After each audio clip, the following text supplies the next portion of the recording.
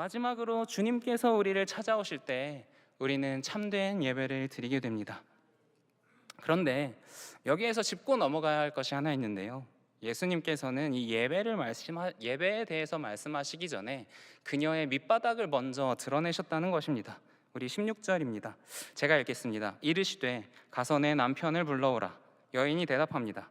여자가 대답하여 이르되 나는 남편이 없나이다. 예수께서 이르시되 내가 남편이 없다 하는 말이 옳도다. 너에게 남편이 5이 있었고 지금 있는 자도 너의 남편이 아니니 내 말이 참되도다. 왜 예수님께서는 갑자기 이 남편 이야기를 꺼내셨을까요?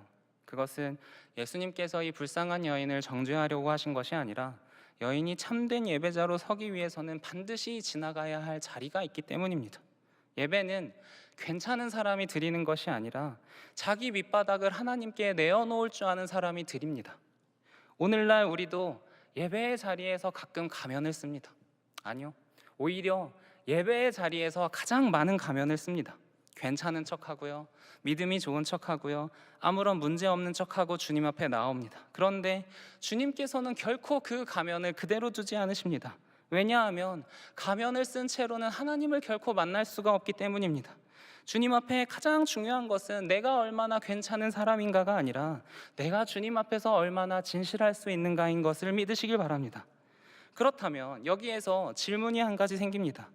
이렇게까지 밑바닥이 드러난 내가 하나님께 어떻게 나아갈 수 있을까? 사실 우리도 그렇습니다.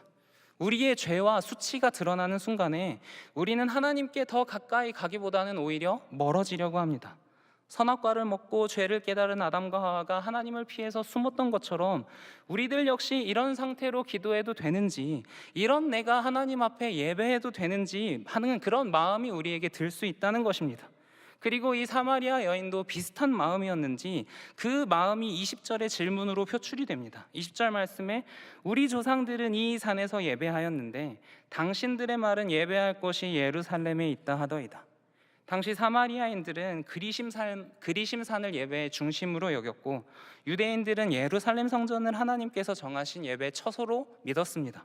그러니까 이 여인이 예수님께 드렸던 질문은 예배 장소가 어디냐를 물어보는 것이 아니라 당신께서 정말로 선지자시고 하나님께서 보내신 사람이라면 하나님께 나아가는 방법이 무엇인지 정확하게 알려주십시오라는 질문이었습니다. 그리고 예수님께서는 이 그녀의 질문에 3가지로 대답하십니다. 먼저 21절에서 예수께서 이르시되 여자여 내 말을 믿으라. 이 산에서도 말고 예루살렘에서도 말고 너희가 아버지께 예배할 때가 이르리라. 이것은 예배를 아무 때서나 드려도 된다고 말하는 것이 아니라 장소로 하나님을 소유하는 시대가 끝난다는 것입니다. 여인은 예배를 어디에서 드려냐 하냐고 묻지만 예수님께서는 그 질문의 방향을 바꾸시고 예배는 아버지께 드리는 것이라고 대답하십니다. 그리고 22절 말씀에 너희는 알지 못하는 것을 예배하고 우리는 아는 것을 예배하노니 이는 구원이 유대인에게서 남이라. 구원이 유대인에게서 난다는 것은 하나님께서 선택하신 유대 민족의 언약과 역사 속에서 구원을 이루신다는 것입니다. 다시 말해서 여인의 생각이 사마리아와 유대 민족이라는 혈통의 틀 안에 머물러 있는 것을 구원은 혈통이 아니라 하나님의 약속 안에서 이루어진다고 말씀하시면서 그녀의 생각과 틀을 넓혀주신 것입니다. 그리고 마지막으로 23, 24절은 우리가 한 목소리로 읽어보겠습니다. 23, 24절 말씀 시작. 아버지께 참되게 예배하는 자들은 영과 진리로 예배할 때가 오나니 곧 이때라. 아버지께서는 자기에게 이렇게 예배하는 자들을 찾으시느니라. 하나님은 영이시니 예배하는 자가 영과 진리로 예배할지니라. 아멘. 사랑하는 여러분, 이 말씀은 우리가 정말 잘 알고 들을 때마다 은혜가 되는 말씀이지만 막상 이게 무슨 뜻인지 생각해보면 잘 이해가 되지 않는 말씀이기도 합니다. 그런데 이 말씀의 핵심은 아주 간단합니다. 뭐냐 하면 예배는 하나님께서 원하시는 방식으로 드려야 한다는 겁니다. 그리고 하나님께서 원하시는 방법이 영과 진리로 드리는 예배입니다. 그러면 영과 진리로 드리는 예배가 무엇이냐? 먼저 영으로 예배한다는 것은 우리 감정적으로 뜨거운 감동이 있는 예배를 드린다는 것이 아닙니다. 하나님께서는 영이시고 우리는 그 영을 볼 수도 만질 수도 없기 때문에 우리의 의지로는 하나님 앞에 결코 나아갈 수가 없습니다. 그러나 성령님께서 우리에게 임재하실 때 우리는 회개하게 되고 하나님을 경외하게 되고 그 상태가 되어서야 비로소 우리는 하나님 앞에 나아갈 수 있습니다.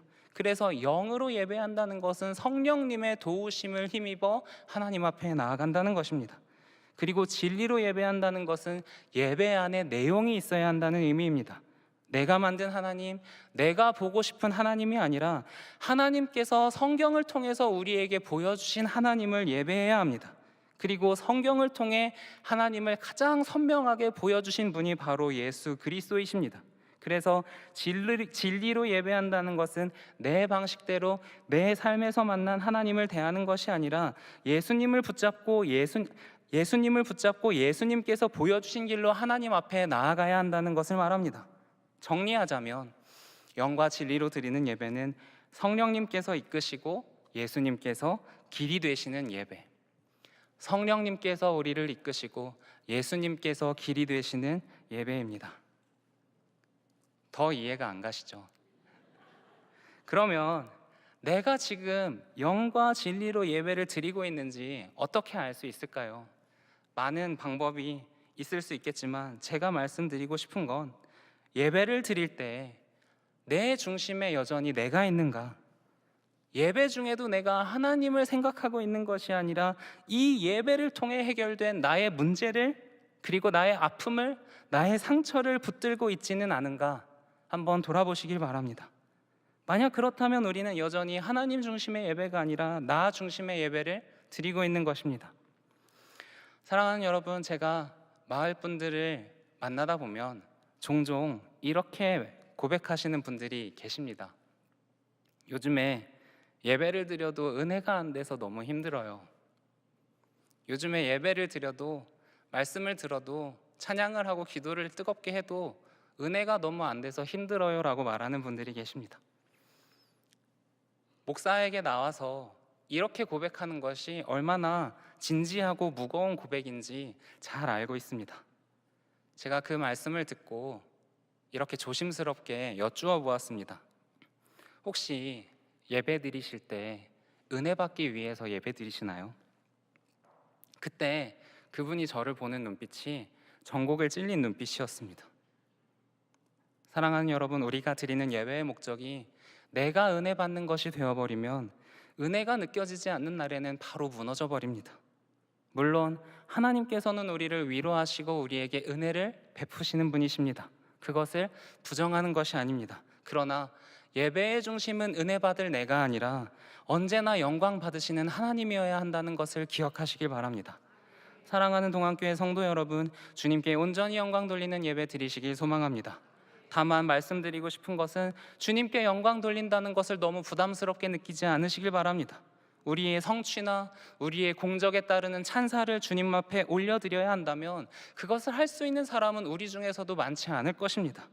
그러나 우리가 드릴 수 있는 진짜 영광은 우리가 살아가면서 이루는 거창한 업적이 아니라 그저 내 삶을 하나님께 드리는 것입니다. 주님, 저의 인생은 주님께서 이끄십니다. 내가 여기까지 올 수 있었던 것은 모두 주님 덕분입니다. 내가 살아가면서 경험한 모든 어려움 가운데에서도 내가 버틸 수 있었던 것은 주님께서 나와 함께 하셨기 때문입니다라는 이 고백이 우리가 예배드리는 모든 순간순간마다 그 밑바탕에 깔려서 하나님의 중심이 되는 예배를 드리기를 간절히 소망합니다. 사랑하는 여러분, 오늘 말씀을 통해서 주님께서 찾아오실 때 변화되는 세 가지에 대해서 나누었습니다. 주님께서 찾아오실 때 첫 번째는 은혜가 시작된다. 그리고 우리의 삶의 근원이 바뀐다. 그리고 마지막으로 참된 예배를 드리게 된다였습니다. 오늘 이 밤에 우리를 찾아오신 주님을 만나게 되기를 소망합니다. 그래서 우리의 삶에 혹시나 은혜가 끊어져 버리신 분이 계시다면 은혜가 다시 시작되는 역사가 일어나길 소망합니다. 삶이 메말라 버린 분들이 계시다면 다시 한번 영원히 솟아나는 샘물이 우리의 마음 가운데 있기를 소망합니다. 예배 가운데 여전히 내가 중심에 있었다면 하나님께 온전히 영광 돌리는 그러한 예배를 회복하게 되시기를 주님의 이름으로 간절히 소망합니다. 기도하시겠습니다. 사랑과 은혜가 충만하신 아버지 하나님, 오늘도 이 귀한 밤에 주님 앞에 예배로 영광 돌리게 하시니 감사를 드립니다. 아버지 하나님, 그 사마리아 여인을 찾아가시기 위하여 남들은 다 기피하는 그 사마리아 수가성을 찾아가신 예수님처럼 주님께서 우리 한 사람을 위하여 오신 것을 기억합니다. 주님께서 온 인류를 구하기 위해 이 땅에 오셨지만 그 방법은 나와 같은 한 사람을 만나는 것이었습니다. 주님, 오늘 우리 한 사람 한 사람에게 찾아오셔서 우리에게 새로운 은혜가 시작되게 하여 주시옵소서. 우리의 삶의 근원이 세상에 말라버리는 우물에서 영원히 마르지 않는 주님의 우물이 되게 하여 주시옵소서. 그리고 우리가 주님 앞에 영원히 참된 예배를 올려드릴 수 있도록 인도하여 주시옵소서. 오늘의 예배 가운데 주님께서 온전히 영광 받으시기를 간절히 소망합니다. 그리고 우리가 먼저 주님께 영광 돌릴 때 주님께서 우리에게 베풀어 주시는 은혜로 화답하게 되기를 간절히 소망합니다. 이 모든 기도가 우리의 진정한 고백이 되기를 원합니다. 주여, 우리와 함께 하시고 우리를 인도하여 주시옵소서. 이 모든 간구 주님께 올려드리며 언제나 우리를 사랑하시는 예수 그리스도의 이름으로 기도합니다. 아멘. 오늘 말씀을 생각하며 그럼에도 불구하고 함께 찬양하시겠습니다.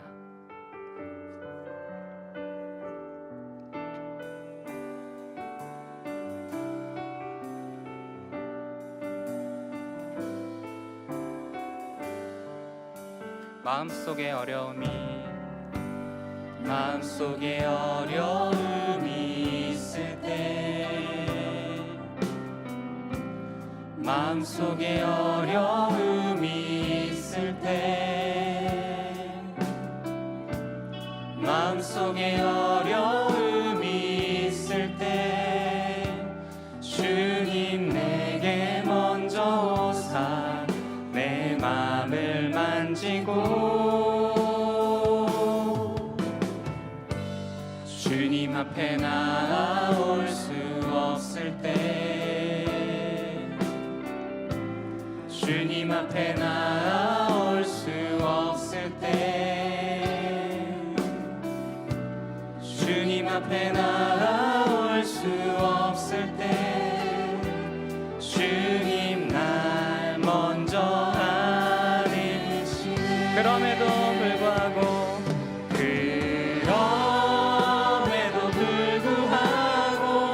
날 사랑하시는 내 하나님의 사랑은 나의 모든 걸 덮고, 그럼에도 불구하고 날 안아주시는 내 하나님을 부를 때 아버지라 부르죠. 처음부터 찬양합시다. 마음속에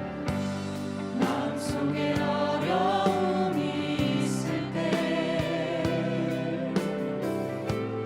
마음속에 어려움이 있을 때, 마음속에 어려움이 있을 때 주님 내게 먼저 오사 내 마음을 만지고 주님 앞에 나올 수 없을 때, 주님 앞에 나올 수 없을 때, 주님 앞에 나올 수 없을 때 주님 날 먼저 안으시네. 그럼에도 불구하고 날 사랑하시는 내 하나님의 사랑은 나의 모든 걸 덮고, 그럼에도 불구하고 날 안아주시는 내 하나님을 부를 때 아버지. 한 번 더 찬양합시다. 그럼에도 불구하고, 그럼에도 불구하고 날 사랑하시는 내 하나님의 사랑은 나의 모든 걸 덮고, 그럼에도 불구하고 날 안아주시는 내 하나님을 부를 때 아버지. 우리 한 번만 더 찬양하겠습니다. 그럼에도 불구하고,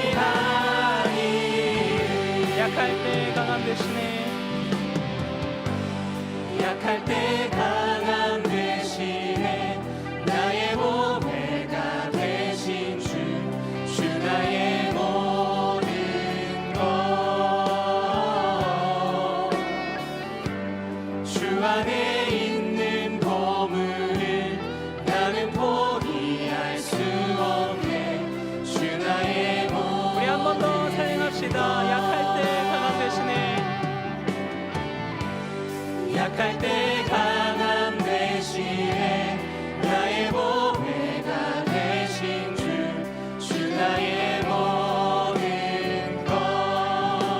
아멘. 주 안에 있는 보물을, 주 안에 있는 보물을 나는 포기할 수 없네. 주 나의 모든 예수 어린 양, 예수 어린 양, 존귀한 이름, 예수 어린 양, 존귀한. 우리 한번 찬양합시다. 십자가 죄 사하셨네. 십자가 죄 사하셨네. 주님의 이름 찬양해. 주 나의 모든 것. 쓰러진 나를 세우고, 쓰러진 나를 세우고 나의 빈잔을 채우네. 우리 한 번만 더 정식으로 고백합시다. 십자가 죄 사하셨네. 십자가